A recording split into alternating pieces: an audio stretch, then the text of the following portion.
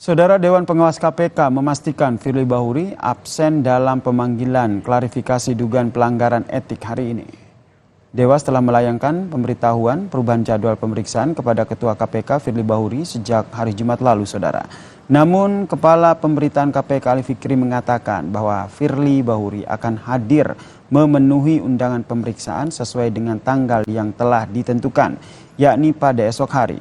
Anggota Dewas KPK menyatakan bahwa apabila besok Firly masih tidak dapat memenuhi panggilan, maka akan kembali dilakukan penjadwalan ulang. Kami semula mengundang tanggal 14, kemudian kami minta diajukan hari ini karena besok Dewas itu akan persiapan untuk raker. Itu? Nah, jelas? Tapi sudah dikasih tahu, diberitahu untuk percepatan. Sudah dari hari Jumat yang lalu. Sudah ke KPK Ibu ya, sudah sampai suratnya? Sudah dari Jumat yang lalu melalui email. Ya. Hadirnya besok ya? Belum ada konfirmasi. Nanti kalau tidak hadir kan akan didiskusikan di Dewas ya.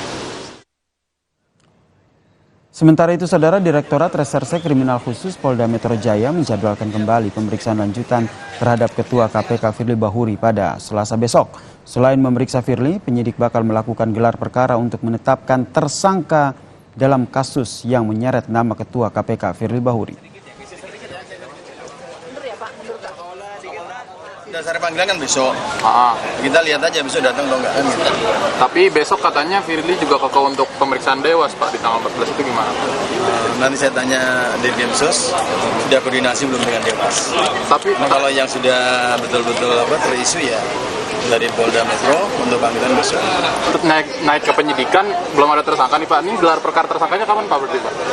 Ya nanti dari tim kami ya mungkin segera aja.